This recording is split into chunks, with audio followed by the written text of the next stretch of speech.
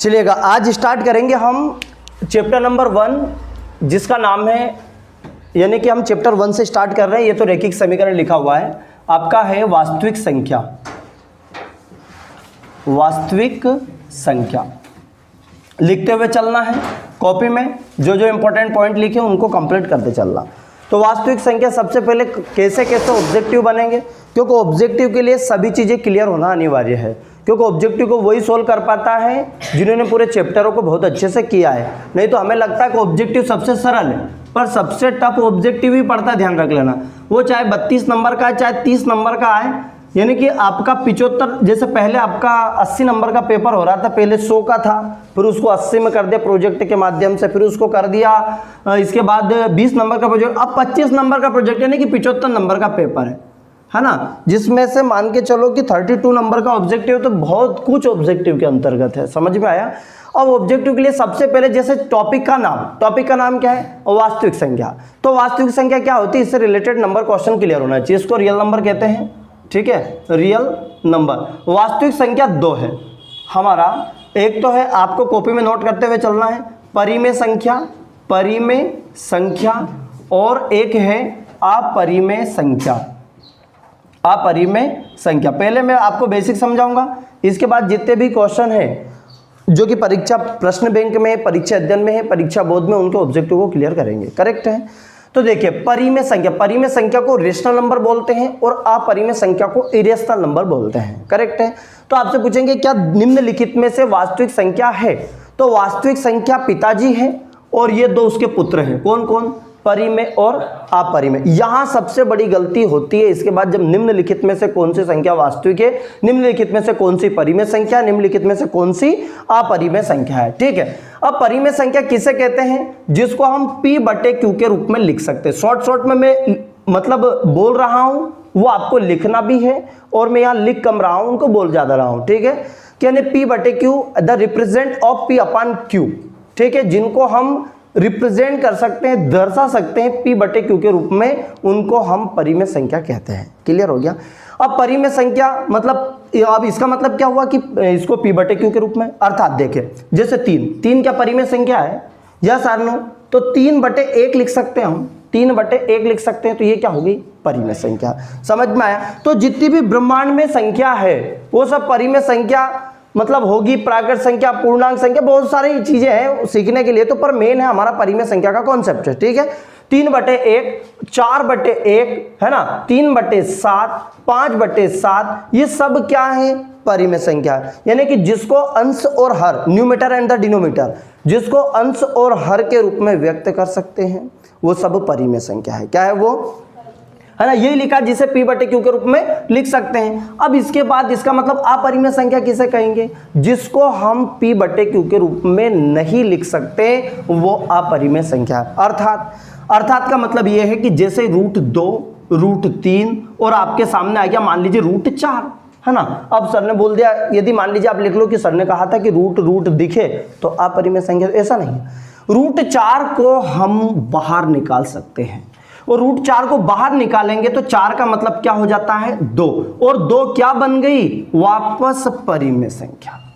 Clear है? और वो उलझाने के लिए ऐसे आपको रूट में दे देगा, क्योंकि लगभग ऐसा याद कर लेते, जो संख्या रूट में होती है सर वो इरेशनल नंबर होती है, अर्थात अपरिमेय संख्या होती है। करेक्ट है? इसलिए वो आपको ऐसा उलझाने के लिए रूट में कोई सी संख्या दे सकता है, जिनको वर्गमूल से बाहर कर सकते हैं। जैसे मैंने लिख दिया 225, ये 9th में भी थे आपके 225। अब 225 को क्या ये अपरिमेय संख्या है? तो ये अपरिमेय संख्या नहीं है। क्यों नहीं है? क्योंकि 225 को बाहर निकालूंगा तो कितना जाएगा? 15। कितना जाएगा? अब कि सर हमें कैसे सूझ पड़ेगा कि ये 15 का है कि किसका है? सबसे बड़ी बात ये, तो उसके लिए देखिएगा, उसके लिए करना क्या है आपको कि 225 को इस तरीके से करना है। इसको क्या बोलते हैं बताइएगा? अभाज्य गुणनखंड, जो कि हम आगे करेंगे। अभाज्य गुणनखंड विधि बोलते हैं इसको। करेक्ट है? Prime factorization method. ठीक, अब इसको यदि हमें पता करना है कि ये परिमेय पार्ट है कि अपरिमेय वाला पार्ट है, तो पहले इसमें भाग लगाना पड़ेगा। भैया देखिए, 3 7 21, 1 बच गया, 3 5 15, 3 दूनी 6, 1 बच गया, 3 5 15, 5 25 और 5 एकम 5। अब 225 रूट के अंदर है और 225 को मैंने लिखा 3 गुना 3 और 5 गुना 5। क्या ये बात सबको समझ में आई? चलेगा। अब रूट के अंदर से वो वैल्यू बाहर आ जाएगी जिनके दो दो के जोड़े बन रहे हैं, दो दो के पेयर बन रहे हैं, यानी कि सेम संख्या दिखाई दे। सेम संख्या का मतलब समझे एक जैसा। 3 के जैसा कौन? 3 ही है कि 5 है? 3 के जैसा 3, ये सूझ पड़ जाना चाहिए। 2 एक जैसे बाहर निकल गया, ये 2 एक जैसे बाहर निकल गया, समझ में आया? तो 3 5 कितना हो गया? 15। देखो हमने डायरेक्ट भी लिख लिया था 15, समझ में आया? पर डायरेक्ट जैसे कुछ संख्या को तो याद कर लिए वर्ग और वर्गमूल से, पर मान लीजिए कि आपको याद नहीं है तो फिर क्या करें, अब उसको छोड़ के तो आना नहीं है, तो उसमें आपको ये देखना, करके देख लीजिएगा इस तरीके से कि परिमेय है कि अपरिमेय।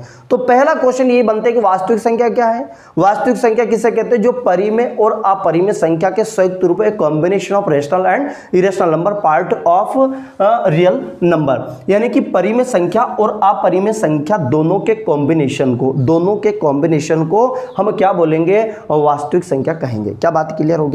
अब फिर कहेंगे क्या सभी, अब प्रश्न यहां पर, क्या सभी परिमेय संख्या वास्तविक संख्या है? तो बिल्कुल है। मैंने कहा ये पिताजी और ये दोस्त के पुत्र हैं, ध्यान समझना भी, ये रवि और राहुल है, रवि और राहुल है, ये दो हैं, ये इनके पिताजी हैं। तो देखिए कि अब जो भी रवि के अंतर्गत आ रहा है या रवि के जो भी पुत्र वगैरह, क्या ये इसके परिमेय मतलब वास्तविक संख्या के पिताजी के मतलब इसी के परिवार से आ रहे हैं क्या?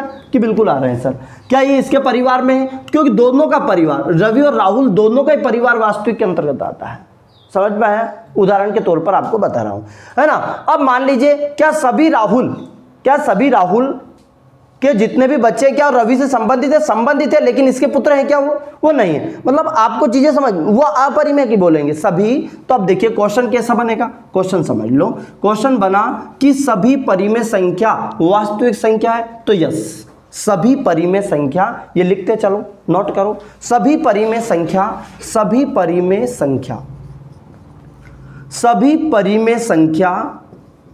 क्या है? सभी परिमेय संख्या वास्तविक संख्या है। कैसी संख्या भैया?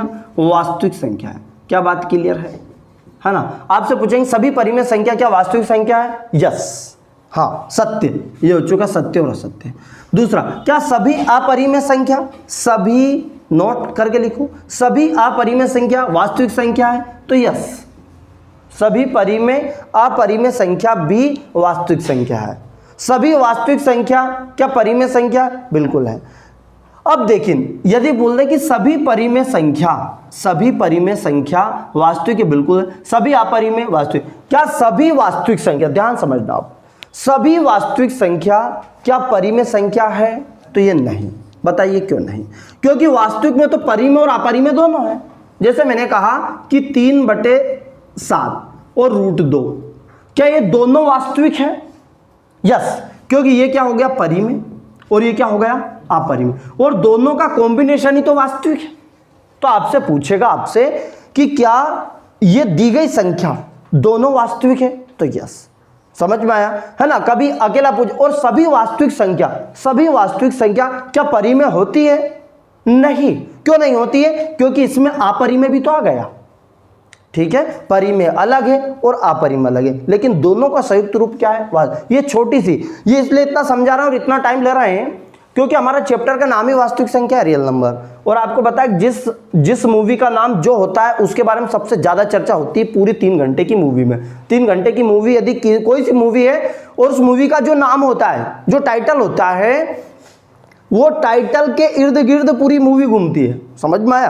तो पूरा जो चैप्टर है हमारा 1.1, 1.2, 1.3, 1.4 पूरा ही पूरा परिमेय और अपरिमेय है।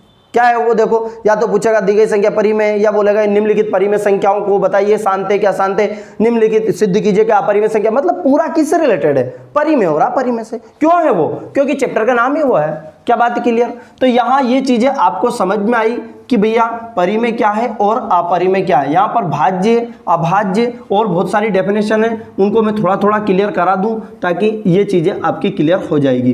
कौन कौन सी करना है नोट करके लिखना। सम संख्या, विषम संख्या, भाज्य संख्या, अभाज्य संख्या, पूर्ण संख्या, पूर्णांक संख्या, ये चीजें क्लियर होना चाहिए। नहीं सूझ पड़े तो रिवर्स गियर फिर से लगा लेना, है ना? चलेगा। अब देखते हैं क्वेश्चन कैसा बनेगा। एक आपसे पूछ रहा है एलसीएम और एचसीएफ से रिलेटेड, तो भैया हम क्वेश्चन को करते चले क्योंकि हमने क्वेश्चनों को तो किया है। अब ये प्रश्न बैंक के क्वेश्चन ले रहे हैं, पहले हम प्रश्न बैंक के ले रहे हैं, फिर परीक्षा अध्ययन परीक्षा में जितने भी ऑब्जेक्टिव दिखे हिंदुस्तान में कोशिश ये करें एक ऑब्जेक्टिव से 10 बनाने की कोशिश करें, ना कि 10 रटने की कोशिश करें, क्योंकि ये गणित है। गणित सबसे अच्छा विषय भी है और सबसे बेकार भी है। सबसे बेकार यूँ है कि इसमें एक जैसे क्वेश्चन कम मिलते हैं, क्वेश्चन ज़्यादा करने पड़ते हैं क्वेश्चन, पर एक क्वेश्चन को अच्छे से कर लेने से सब प्रश्न भी हो जाते हैं, तो इसलिए सरल भी है।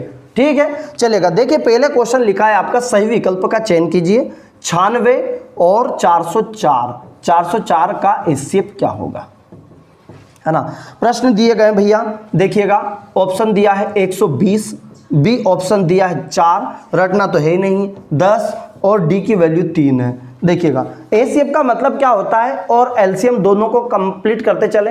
एचसीएफ का मतलब है highest common factor, highest common और फैक्टर। ओके, इसका मतलब ये होता है उच्चतम गुणनखंड। ये ध्यान रखिएगा, एचसीएफ और एलसीएम में आधी जिंदगी इनको समझने में चली जाती है कि एक्चुअली में एचसीएफ क्या है और एलसीएम क्या है। सभी को आता है, जो छेटी से बच्चा है ना, छेटी में जैसे आता है, छेटी से बच्चा नहीं होता है, छेटी में बच्चा आता है। ठीक है, छेटी में बच्चा जब आता है, जब से उसको पता होता है कि एचसीएफ क्या है एलसीएम, पर उसको आगे तक पहुंच जाता, पर ये सूझ नहीं पड़ती कि एचसीएफ क्या है और एलसीएम। बस वो आंसर देख के सूझ पड़ती कि हाँ छोटा आंसर है तो ये तो एलसीएम हो जाएगा, एचसीएफ हो जाएगा। देखो एचसीएफ का जो भी आंसर आएगा ना वो छोटा आएगा और इससे छोटा आएगा, किस, या तो इसके बराबर, या तो जो दिया गया है इससे बराबर, या इससे छोटा आएगा। एलसीएम का जो भी आंसर आएगा, आंसर जो भी आएगा ना वो या तो इसके बराबर आएगा या इससे बड़ा।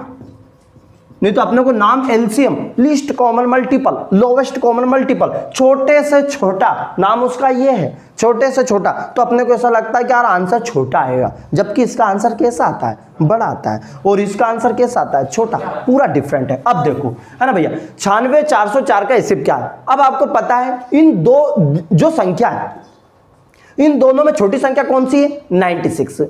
जो भी आंसर आएगा 96 से छोटा आएगा, तो ये तो हो नहीं सकता।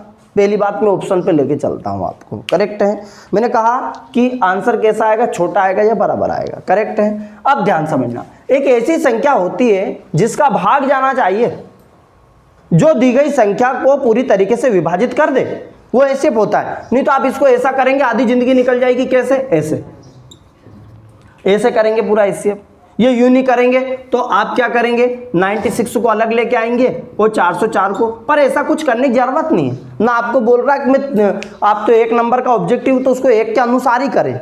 एक नंबर का ऑब्जेक्टिव है तो उसको एक नंबर के अनुसार, उसको 3 नंबर क्यों करें। पहली बात तो ये, तो करना कैसे, देखो अब 4 का जा रहा है, देखो 4 दूनी 8, 4 चौकी 16 जा रहा है, ध्यान समझिएगा। ये गया 4 से 4 हो गया। अब देखो 10 से भाग जाएगा क्या, नहीं जाएगा, दशमलव में संख्या आएगी। मैंने कहा कि दी गई संख्या से एक ऐसा आंसर आता है जो दी गई संख्या से पूर्ण रूप से डिवाइड हो जाएगी या पूर्ण रूप से विभाजित हो जाएगी। ओके, 10 से जाएगा क्या, नहीं। 3 से देखो आप, इसमें चला जाएगा, 3 तिया 9, 3 दूनी 6, लेकिन इसमें देखो आप 3 एकम 3, है ना भैया, 3 तिया 9, फिर एक बच गया, 3 चौक 12, फिर बच गया, इसमें भाग नहीं जाएगा। सभी का जाना चाहिए, तो 3 भी क्या हो गया, क्रॉस हो गया। राइट आंसर क्या आ गया, 4। क्या बात क्लियर है, क्या बात क्लियर। अगला क्वेश्चन लिखो, क्वेश्चन नंबर 2, है ना भैया। क्वेश्चन नंबर 2, 12 और 15 का एस। देखिए क्वेश्चन दिया है 12 और 15 का एचसीएफ। देखिए फटाफट निकाल दीजिए। पहले तो मैं ऑप्शन लिख देता हूँ, ऑप्शन नहीं भी लिखो तो चलना चाहिए। 4 और 10 और ये 5, मैंने 3 ऑप्शन आपको मान लीजिए कि दिया, माना कि दिया है, करेक्ट है। देखो आप जैसे, हाँ बिल्कुल वो तो है, आपको समझ में आ ही गया है। देखिएगा पहले मैंने आपको बताया, ऑप्शन दिया, मैंने कहा इनसे छोटी संख्या आएगी, बिल्कुल आएगी, तो आपको अब सर ये तो सभी छोटी दे दी। अब बड़ी समस्या, भाग जाना चाहिए। 3 चौक 12, 3 5 15, चलो 3 का लगा देते हैं। 4 तिया 12, जा रहा है क्या इसमें, दोनों में जो भी आंसर आएगा वो दोनों संख्या को विभाजित करेगा। क्लियर है। अब देखो 4 से 4 तिया 12 गया क्या इसमें, खत्म ऑप्शन। 10 से इसमें जाएगा क्या, नहीं। 5 या 15 इसमें जाएगा क्या? नहीं। कौन सा राइट आंसर? 3। मतलब ऐसा कुछ करने की उसमें ज़रूरत नहीं है। आई होप इतना आपको समझ में आया होगा। चलेगा, अगला क्वेश्चन लिखो। देखिएगा, लिखा है 2 संख्याओं का गुणनफल। 2 संख्याओं का प्रश्न लिखो। 2 संख्याओं का गुणनफल 32 है, 32 है। उनका एलसीएम, उनका जो है एलसीएम वो दिया गया। देखिए गुणनफल तो 32 दे दिया, लिख दो तीसरा क्वेश्चन कि जो गुणनफल है ना भैया, गुणनफल है वो 32 दे दिया और जो एलसीएम है वो 8 दे दिया है। तो एचसीएफ ज्ञात कीजिए। क्या बोल रहा है? देखो कुछ नहीं करना है, ठीक है, वही होगा जो खुदाई मंजूर होगा, ठीक है, कुछ नहीं। देखिएगा क्या फार्मूला होता है आपको बता चुका हूं मैं, एलसीएम गुणित एचसीएफ या एलसीएम गुणित एचसीएफ, दोनों संख्याओं का गुणनफल या प्रोडक्ट ऑफ नंबर, या यूं लिख सकते हैं पहली संख्या है ना, पहली संख्या गुणित दूसरी संख्या, ये हमारा सूत्र था।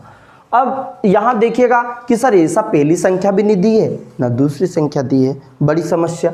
अब एलसीएम दिया देखो 8 दिया, देखो एलसीएम 8, एचसीएफ आपको निकालना है। क्या बात क्लियर? पहली संख्या और दूसरी संख्या, गुणनफल कहते किसे हैं? देखिए छोटी छोटी चीज पर वर्क कर रहा है। गुणनफल का मतलब होता है प्रोडक्ट। गुणनफल किसे कहते हैं? देखिए गुणनफल का मतलब है गुणा करने से जो फल प्राप्त हुआ है, समझ में आया? गुणा करने से जो संख्या प्राप्त हुई है उसे गुणनफल कहते हैं। जैसे कि 4 एक संख्या है, इसमें 3 का गुणा करने से 12 प्राप्त हुआ, ये 12 ही क्या है? गुणनफल है। क्या बात क्लियर है? तो गुणनफल आपको ऐसा नहीं देगा सर पहली संख्या दूसरी संख्या नहीं दी, अब कई करा, अबे सर अब तो कहीं मतलब ही नहीं बचो, जिंदगी में नहीं बचो, क्योंकि वो तो क्वेश्चन दिए थे जैसा आपने कराया था ऐसा आया ही नहीं, उसमें तो पहली संख्या थी नहीं, इसमें पहले। ऐसे रोने गाने कब करेंगे आप? परीक्षा देने के बाद। समझ में आया? तो इसलिए पहले रोने गाने के पहले मैं आपको बता देता हूं, ठीक। अब गुणनफल कितना दे दिया? दोनों संख्या को गुणनफल कितना दे दिया इनने? 32। क्या बात क्लियर है? अभी बता चुका हूं गुणनफल का मतलब क्या होता है। गुणा करने से जो फल प्राप्त हुआ, क्या बात क्लियर? उसको गुणनफल बोलते हैं। अब भैया एचसीएफ है 32/8, क्लियर। ये देखिए गुणे वाली संख्या कहां चलेगी? बटे में, तो 8 चुक 32 और एचसीएफ की वैल्यू आ चुकी 4। क्या बात क्लियर? समझ में आ गया? देखिए एचसीएफ आ गया 4, आया कि नहीं आया? नोट कर दीजिए फटाफट। अगला क्वेश्चन लिखो, 4 और 7 का एचसीएफ क्या होगा? देखिएगा क्या गजब, एलसीएम और एचसीएफ से रिलेटेड गजब के क्वेश्चन आ रहे हैं और यहां से मतलब ऑब्जेक्टिव बनेगा तो बनेगा ही। देखिए आपसे पूछा है चौथा क्वेश्चन, 4 एवं 7 का एचसीएफ, 7 का एचसीएफ क्या होगा? करेक्ट। अब देखो यहाँ देखिए ध्यानपूर्वक, है ना भैया। अब आपको ऑप्शन भी दे दिए बहुत सारे। ऑप्शन कितने दे दिए? 1 2 3 4, गणपत जी की जय जयकार, ये दे दिए। ये 4 ऑब्जेक्टिव आपको दे दिए गए। कौन कौन से दिए? 1 2 3 और 4। अब भैया 4 एवं 7, अब एचसीएफ का मैंने आपको जस्ट बताया था कि जो भी आंसर आता है छोटा आता है ना आंसर। और फिर मैं अभी लॉजिक भी बताऊंगा।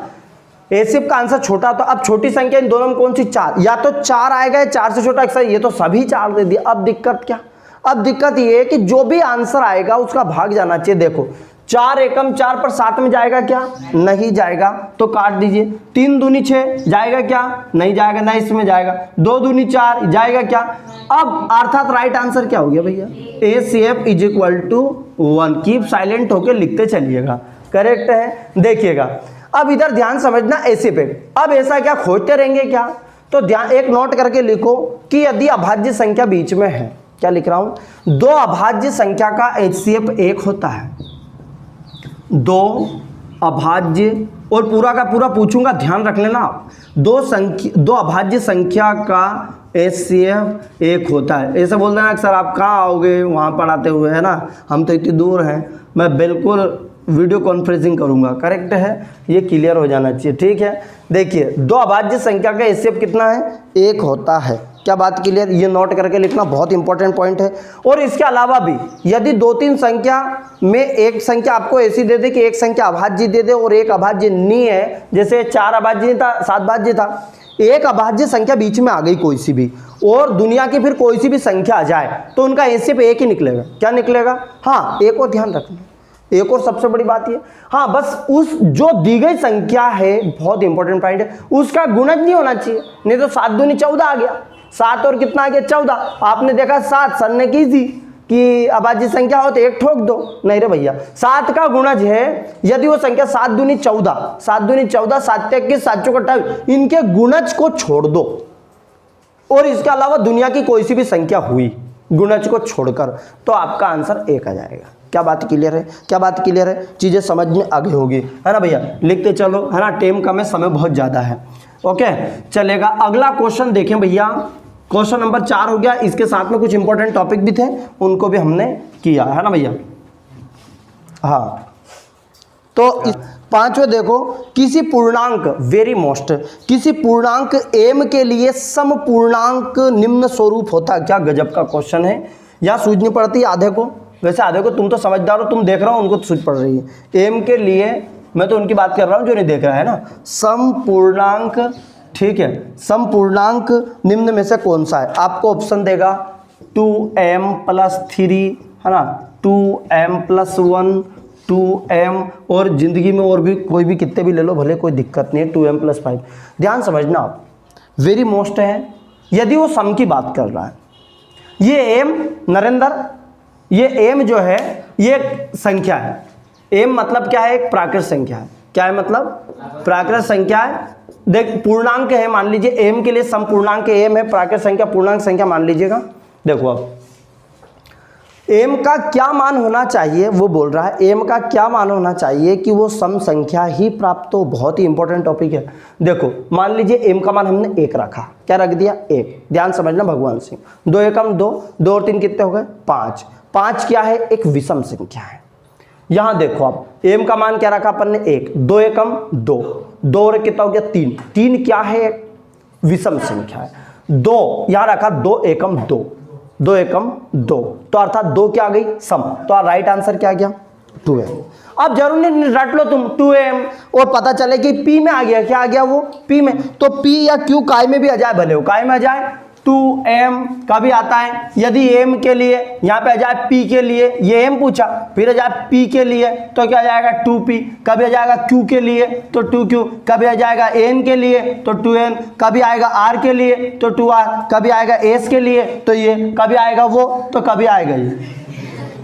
मतलब कोई सा भी ABCD दे दे, ऐसा नहीं रट लो m के लिए 2m 2m 2m 2m और परीक्षा में 2m 2m 2m और पता चल गया p आ गया तो टेप हो गए वहीं। ठीक है, तो थोड़ा चीजें ध्यान रखें आप, बस गणित में यही दिक्कत है कि रटना है नहीं, है ना भैया? तो m के लिए संपूर्णांक का मतलब है कि 2 का, इसका मतलब ये है कि 2 का किसी भी संख्या में गुणा करने से सम संख्या ही प्राप्त होती है। क्या बात समझ में आया? देखो कोई सी भी 1 2 3 4 लिख लिया अपन ने। अब यहां गणपति जी जय जयकार मत कर देना। 2 एकम 2, 2 आ गया, 2 दूनी 4, 2 तिया 6, 2 चुक 8, ये सभी संख्या क्या है? सम। ये प्रश्न बोल रहा है, समझ में आया? इस m का मतलब गुणे में है, वो इस m का मतलब क्या है? गुणे में। तो अब आप प्रश्न भूल गए सर, कहना कहीं तो बता दिया, प्रश्न क्या था हमें भूल गए। प्रश्न ये था कि m के लिए समपूर्णांक मान कौन सा है, तो आंसर क्या जाएगा? 2m।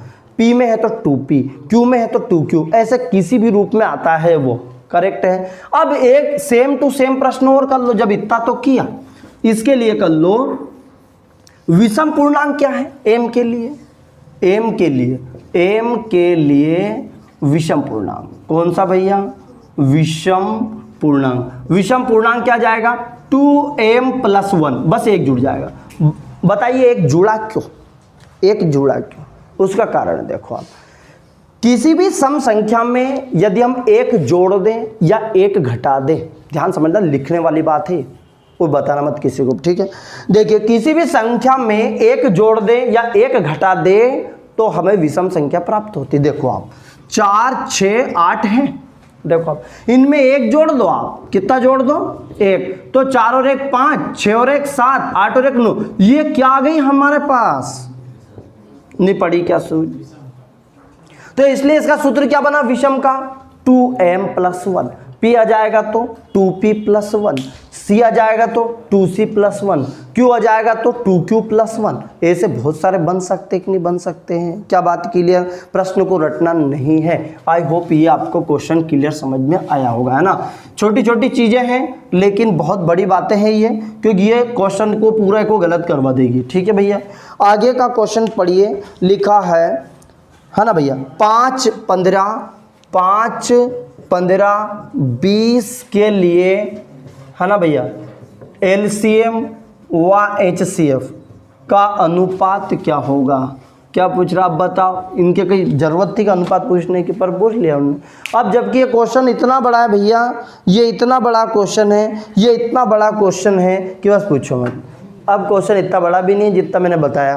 ठीक है, 5, 15, 20 के लिए एलसीएम और एचसीएफ, ध्यान समझना, बहुत ध्यान समझने वाली बात, बहुत ध्यान से देखो। अब इसमें देखो आप पहले तो एलसीएम भी निकालो और अब ये 1 नंबर का कोई कह सकता है कि 1 नंबर का है? ऐसे क्वेश्चन देते हैं वो 1 नंबर में, और यहाँ आपका टाइम बहुत लग जाता है। ठीक है, वो आपको भूल भुलैया वाली मूवी देखी है, उसमें जिस तरीके से ऐसे घुमाते हैं वो आपको गोल गोल, क्या घुमाते हैं, कोई है कोई होता नहीं है। ठीक है, अब देखिए 5, 15, 20, अब देखो एलसीएम भी निकालो, एचसीएफ भी निकालो और फिर उसका अनुपात भी निकालो। अब इतना बड़ा क्वेश्चन वो दिया 1 नंबर में, तो ऐसे प्रश्न जब भी दिखे नहीं तो इनको तेरे को बाद में देखूंगा। जैसे मैंने आपको बताया था, कोई से विवाद हो जाता, लग रहा कि अपने से भारी है, तो उसे तेरे को बाद में देखूंगा।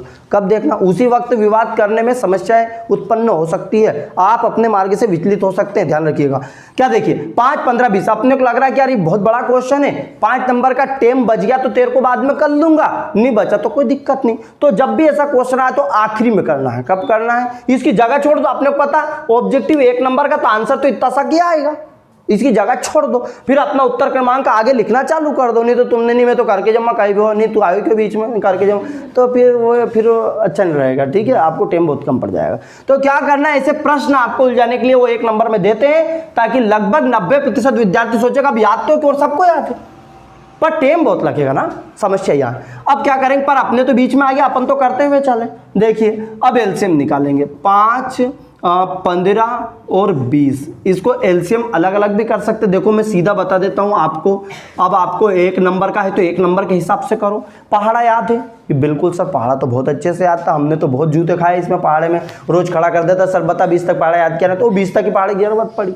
देखिए देखो, तो जो बड़ी संख्या उसका पहाड़ा बोलो, 20 की सर बोल दिया मैंने।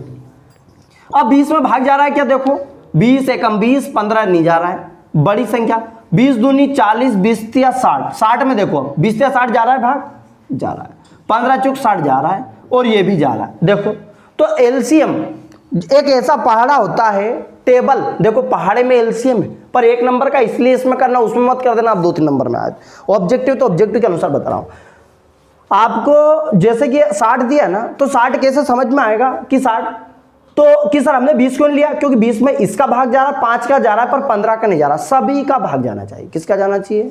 सभी। 40 में इसका चल जाएगा, इसका चल जाएगा, किसका नहीं जा रहा? इस पहाड़े को और बढ़ा दो, 20 दूनी 40, 20 60, 60 का। कि सर पहाड़ा बोलेंगे कौन सा? बहुत बड़ी बात पूछ ली आपने। पहाड़ा जो है, जो बड़ी संख्या का ही पहाड़ा बोलना है। किसका बोलना है? क्योंकि आंसर आता है बड़ा।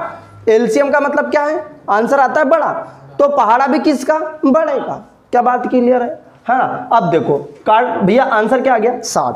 तो जो एलसीएम आया देखिए सीधा आ गया 60, एलसीएम तो आ गया 60। अब क्या निकालना? एचसीएफ। अब एचसीएफ के लिए क्या करना, ध्यान समझ। एचसीएफ के लिए सबसे छोटी संख्या देखो आप, एचसीएफ के लिए सर 5, क्या 5 का भाग जा रहा है? देखो 5 एकम 5, 5 15, 5 चुक 20 जा रहा है, बस एचसीएफ कितना आ गया? 5। भाई इतना सा करना है, क्योंकि 1 नंबर का ऑब्जेक्टिव है ना वो। ठीक है, अब तुम पूरा कर दोगे तो तुम ऐसे नहीं बोल सकते कि नहीं मेहनत पूरा करो, तुम एक क्यों दो ना वहाँ दोस्त राहुल ने तो इतो से करियो बस कि उन्हें 60 लिख दिया, 5 लिख दिया और ओके तुमने 1 ही नंबर दियो, हमारे तो इतो बड़ो करियो 1 पेज पर। ऐसा कुछ नहीं, 1 नंबर का ऑब्जेक्टिव है। कितने नंबर का है? ऑब्जेक्टिव है ना। अब क्या पूछ रहा है प्रश्न, वो देखो एलसीएम और एचसीएफ का अनुपात। तो एलसीएम और लिख दिया मैंने एचसीएफ, लिख दिया। एलसीएम कितना आया? 60 और एचसीएफ कितना आया? 5। क्या बात क्लियर है? देखो एलसीएम आया 60 और एचसीएफ कितना आया? 5, लिख दिया।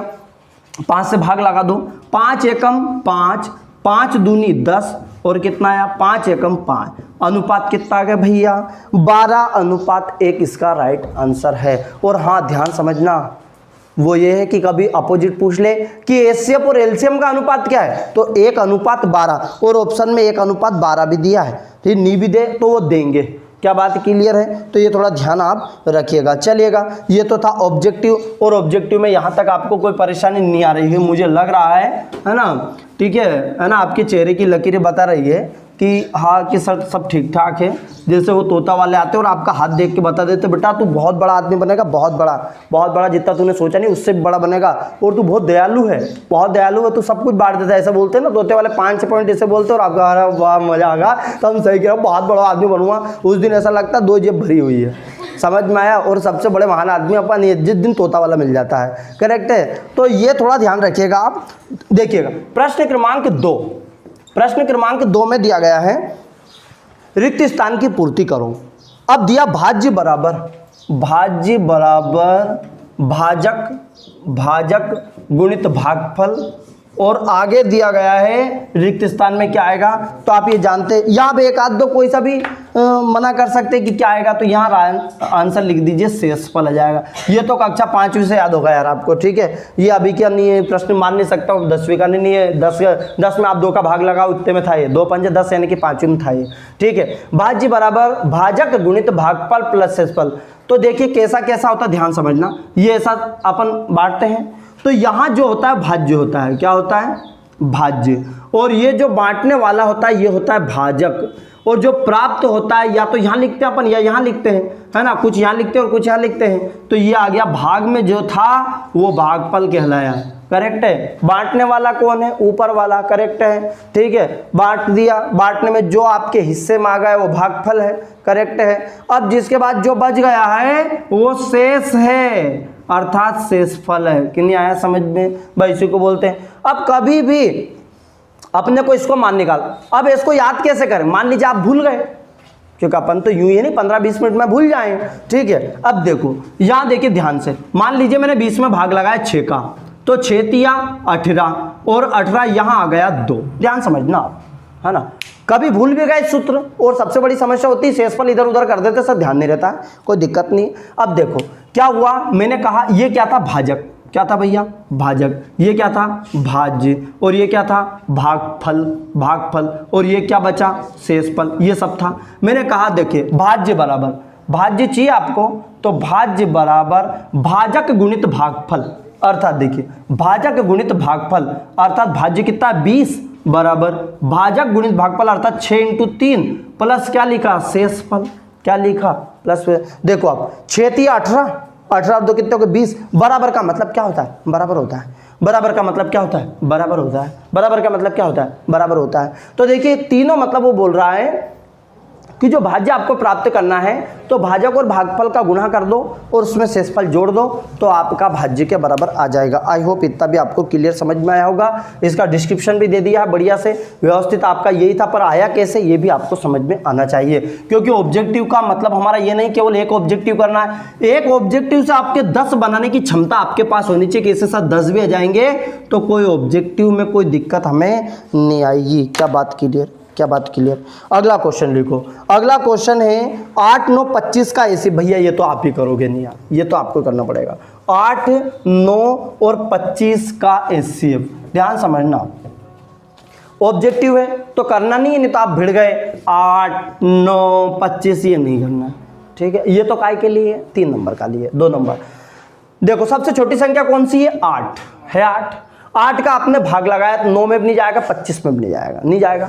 अब 8 के गुणनखंड कौन कौन से हैं? 8 के गुणनखंड ध्यान समझना, बहुत ही सरल कर दूंगा, मतलब इससे ऑब्जेक्टिव चुटकी माल हो जाएगा। जैसा ऑब्जेक्टिव उसको तुरंत देखा, क्लिक किया, आंसर आना चाहिए, ठीक है?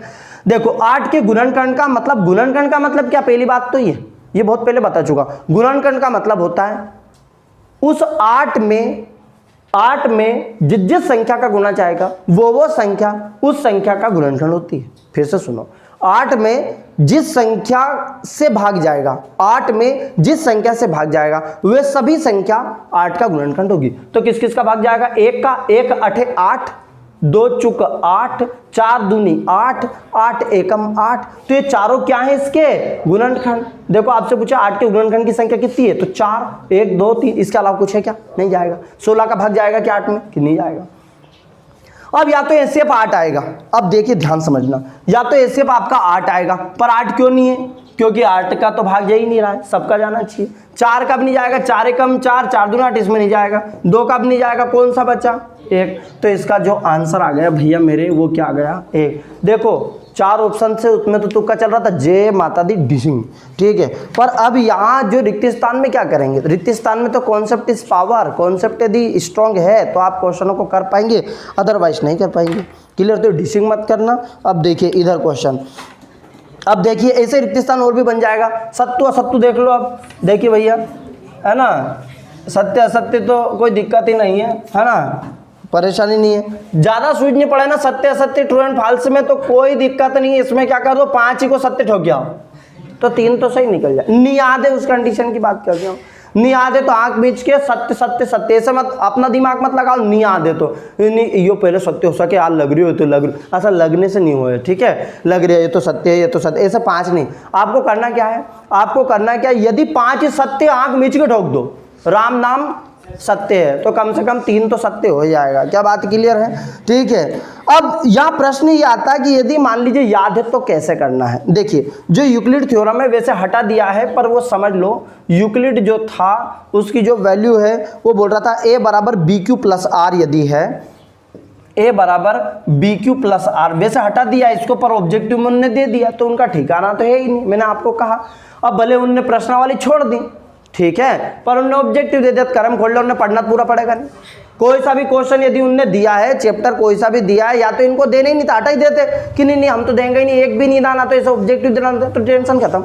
अब उन्हें ऑब्जेक्टिव दे दिया तो पढ़ना तो पड़ रहा है उसको, ठीक है। इसलिए मैंने जब जितने भी चैप्टर कराए सभी कराए, उसमें छुड़वाने कोई काम ही नहीं, भले एक सवाल करे पर कम से कम याद तो होना चाहिए कि इस टॉपिक का क्या है। वो 10वीं के बाद भी 11वीं में काम आ जाएगा, पढ़ने से अजीर्ण तो हो ही नहीं रहा, क्यों हो रहा है कि उल्टी करने वाले हो नहीं हो। देखो उनने बोला कि 0 लेस देन आर बी, क्या ये सत्य है, जोर से बोलो सत्य है। देखो अब देखो, देखिए इधर देखो, ए बराबर, ध्यान समझना, इसका मतलब जो आर है ये शेषफल होता है, रिमाइंडर, ये वही है सूत्र। देखो आप, भाज्य बराबर भाजक गुणित भागफल, और ये आर मतलब शेषफल। देखो उनने ऐसा थोड़ा अंग्रेजी में दे दिया है, देखिए जैसे अंग्रेजी दिया, अरे बाप रे सूझ में, ए क्या है, भाज्य है, बी क्या है, भाजक है, क्यू क्या है, भागफल है, क्वोशेंट बोल सकते हैं इसको, आर क्या है, रिमाइंडर अर्थात शेषफल है। भैया यही रूप है रे। देखो अब उनने बोला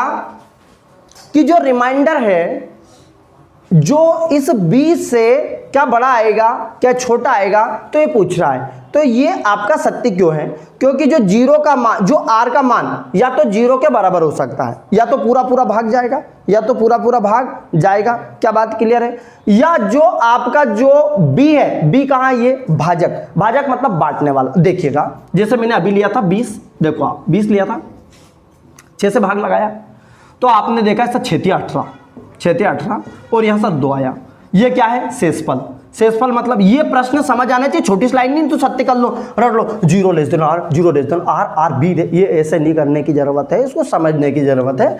6×18, अब 18 है तो ये जो शेषफल बचेगा ना, ये क्या, देखो ए क्या है, ये मान लो ए दिया है ना, और ये बी मतलब भाजक दिया है बी, और ये क्या है क्यू, और ये क्या है आर। देखो अब ए बराबर कुछ भी दे दो, अरपट सरपट, क्यू डी आर ये वो, तो ए बराबर भाजक गुणित भागफल, बी इंटू क्यू प्लस कितना आ गया मेरे भैया, आर आ गया। अब देखो ये जो शेषफल है ना, वो हमेशा, जो रिमाइंडर है, जो शेषफल है, वो हमेशा 0 के बराबर हो सकता है, या तो 0 बच सकता है। 6×18, 6×24 ज्यादा हो गया, 6×18 कोई सा भाग आता, मान ली 5 से देता तो 5 कितने आता, 20 आता।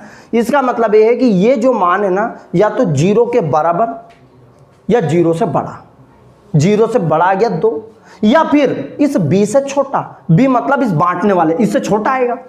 क्यों आएगा, या कभी भी जिंदगी में भी कोई सी भी संख्या ले लो आप, यहां या तो 0 आएगा, या 1 आएगा, या 2 आएगा, या 3 आएगा, या 4 आएगा, या 5 आएगा। इसका मतलब है इस 6 से छोटे आएंगे शेषफल जितने भी हैं। देखो आप जितने भी जो शेषफल आएंगे वो 6 से छोटे रहेंगे। देखो आप मान के रखते हैं, देखिए 18 आ गया, शुरू से चलते हैं, चलते चलो 7 लिया अपन ने, 6 कम 6, 6 कम 6, कितना बचा 1, 1 शेषफल आ गया। 6 आता तो 6 कम 6, सॉरी कितना आया 0। फिर ले लेता मैं 8, 6 कम 6, कितना बचा 2। फिर ले लेता मैं 9, 6 कम 6, कितना बचा 3। फिर ले लेता मैं 10, देखो 6 कम 6, कितना बचा 4। फिर ले लेता मैं 11, 11 लिया मैंने, 6 कम 6, कितना बचा 5। फिर ले लिया मैंने 12, क्या ले लिया 6 दूनी 12। अरे सर बता क्या रहा है, हमें सूझ नहीं पड़ रही। अब देखो मैं बता क्या रहा हूँ, ठीक है। ये हिंदुस्तान की किसी भी किताब में नहीं, पहली बात तो ये, इसलिए सूझ पड़ेगी नहीं पहली बात ये, ठीक है। क्यों नहीं पड़ेगी, क्योंकि ना तो किताब में, ना गाइड में, ना परीक्षा ना परीक्षा बोर्ड मिला के देख लेना, ठीक है। ऐसे कोई नहीं बताया, बस रट लो कि A = BQ+R होता है और ये होता है, बाला ने ढिकाना बात खत्म हो गई। उनके कहीं का मतलब 10वीं तुम्हारी तो समझ लो तुम्हारी चाहिए नहीं। देखो अब इधर देखो, अब 10वीं, अब देखिएगा ये अपन ने 7 लिया तो शेषफल कितना आया, देखो आप शेषफल पे ध्यान, पूरा ध्यान शेषफल पे, पूरा ध्यान कहाँ पे से, फिर से देखो पूरा ध्यान कहाँ पे, शेषफल पे। कितना शेषफल आया 1, कितना आया 0, कितना आया 4, कितना आया 3, कितना आया 2, कितना आया 5, वापस 12 लिया तो वापस क्या आ गया 0। मतलब जो शेषफल है वो भाजक से कभी भी बड़ा नहीं हो सकता। क्या बात क्लियर है, उससे छोटे रहेंगे। अर्थात इसके शेषफल क्या हो सकते हैं 0, 1, 2, 3, 4 और 5 तक, पर 6 कभी भी नहीं हो सकते। क्या बात क्लियर है। तो यहां समझ में आया कि जो या तो जो शेषफल या तो 0 हो सकता है, 0 के बराबर हो सकता है, 0 से बड़ा हो सकता है, लेकिन भाजक यानी कि b से छोटा रहेगा। क्या बात क्लियर। यदि तुमने यहां बराबर लगा दिया सत्यानाश ही हो जाएगा। समझ में जितना क्लियर, मतलब ये इतनी जो टाइम दो कोई मतलब ही नहीं बचे होगा। इसके मतलब तुमने बराबर कर दिया, 6 कभी जिंदगी में नहीं बच सकता है इससे। समझ में आया रिमाइंडर, तो क्लियर है। तो यहां आपको समझ में आया होगा, ये थ्योरम समझ में आया। तो ये सत्य है, कैसी है। अब देख ले, एक चीज को सत्य स्थापित करने के लिए तुम्हें पता है कि देखिए सत्य भले कड़वा होता है, सत्य भले ही कड़वा होता है ना, उसका परिणाम भले लेट आए, लेकिन सत्य तो सत्य होता है। समझ में आया। इसलिए सत्य को प्रूफ करने के लिए बहुत सारे सत्य बोलने पड़े, ये कोई जरूरी नहीं है, ठीक है। आगे देखें, क्वेश्चन देखिए, पहला आ चुका है आपका। दूसरा, एक प्राकृत संख्या का अभाज्य गुणनखंड। एक प्राकृत संख्या, अब प्राकृत संख्या क्या होती है, एक एक चीज की बात। प्राकृत संख्या का मतलब मेरे भैया ये होता है ऐसी संख्या जो 1 से शुरू होती है, जो गिनने के काम आती है, प्राकृत संख्या कहलाती है। प्राकृत संख्या किसे कहते हैं, ऐसी संख्या जो 1 से शुरू होती है, जो गिनने के काम आती है। गिनने का ही क्यों बोला, अब आपकी गिनती चालू हो तो कहां से शुरू होगी, यहां से चालू होगी। -1 -2, तुम बैठे -3 -4, कहां से 1 2 3, मतलब जो गिनने के काम आती है वो प्राकृत संख्या है। बोल रहा है कि प्राकृत संख्या का अभाज्य गुणनखंड, अभाज्य गुणनखंड उसके गुणनखंड के क्रम को छोड़ते हुए अद्वितीयता, बिल्कुल सही बात है। अब इसका मतलब क्या, अद्वितीय का मतलब है जिसके समान कोई दूसरा ना हो। हिंदी में अद्वितीय का मतलब कोई एक, समझ में आया। जैसे कि मान लीजिए 3 लिया अपन ने, या 5 लिया, या 7 लिया, या 6 लिया, कोई सी संख्या ले लो। 6 के गुणनखंड कितने होगा, 1 2 3 दूनी 6 और 6 कम 6। अब ये जितने भी गुणनखंड है एक अद्वितीय है। एक अद्वितीय मतलब एक ही है। के बात क्लियर है। तो ये भी सत्य हो गया, क्या हो गया, चलेगा। तो ये था आपका सत्य। और यहाँ पर एक वाक्य में उत्तर में क्या है, 96 और 404 का हिस्से भी आप निकाल चुके हैं। क्या निकाल चुके हैं। अब देखो एक वाक्य में उत्तर, तो हमारा चैप्टर 1 पूरा कंप्लीट हो जाना चाहिए। पहली बात तो ये है ना भैया। और टाइम कितना हुआ, ज़्यादा टाइम होना नहीं चाहिए, चलिएगा। अब देखिए 96 और 404, ये है आपका एक वाक्य में उत्तर। क्या है ये, एक वाक्य में उत्तर। 96 404 का एचसीएफ ज्ञात कीजिए। अब ये तो अभी निकाला था आपने 4, है ना। सीधा लिखने का आपको आंसर मिलेगा, मतलब आंसर तो आपको लिखना, नंबर मिलेगा, ठीक है। किसी पूर्णांक p के लिए सम होगा या विषम बताए। देखो कितना सरल क्वेश्चन। क्वेश्चन नंबर 2, किसी पूर्णांक p के लिए 2p+1 सम होगा या विषम। अब इतना सा लिखने का कितना सिंपल काम कर दिया। मैंने बताया था यदि ये 2p होता तो सम है, और ये 2p+1 आ गया तो ये क्या है मेरे भैया, विषम। अब यहाँ AMPC मैंने बोल दिया था, ABCD में कुछ भी आ जाए, वहाँ M आया था, यहाँ P आ गया। अब और कुछ दे देंगे आपको, तो आपको क्या लिखना है कि 2p+1 विषम होगा। क्वेश्चन नंबर 3 ये लिख लिया आपने। क्वेश्चन नंबर 3 देखिएगा, लिखा है कि संख्या 135 225 का ऐसे भी यूक्लिड एल्गोरिथम का, अब एल्गोरिथम तो हटा ही दिया है तो आने की इसकी प्रोबेबिलिटी है ही नहीं, कोई दिक्कत नहीं है। आगे देखो 867 ये भी हट गया, कोई दिक्कत नहीं है। बाकी ये अब जितने भी हैं पूरे क्वेश्चन हैं जो मेन टॉपिक था ऑब्जेक्टिव का वो हल हो चुका है। तो आज के टॉपिक में हमने क्या करा कि सर इतना टाइम लगा, कोई एक चैप्टर, बिल्कुल सही सोच रहे हैं आप, समझ में आया। अरे कम से कम जो आपको 1 साल दे रहे हैं तो उसमें अपन 1 घंटा दे सकते हैं। अब 15 पार्ट है, 15 पार्ट में 15 घंटे हुए कि नहीं हुए, ये एक दिन के ऑब्जेक्टिव भी तो नहीं है। मान लीजिए आपने एक टॉपिक को 1 घंटा दिया कि सर 1 घंटा दिया, अब 15 टॉपिक है, 15 पूरे चैप्टर है तो 15 घंटे का भी तो नहीं है, तो फिर आपको नंबर 32 भी तो देके जाएंगे। वो कितने देके जाएंगे, क्या बात क्लियर। तो आज का जो टॉपिक था जिसमें हमने किया वास्तविक संख्या, क्या किया भैया मेरे, वास्तविक संख्या, और कल करेंगे हम बहुपद। क्या करेंगे भैया, बहुपद। तो आज के लिए क्लास में इतने काफ़ी है, सफिशिएंट है। जय हिंद, जय भारती।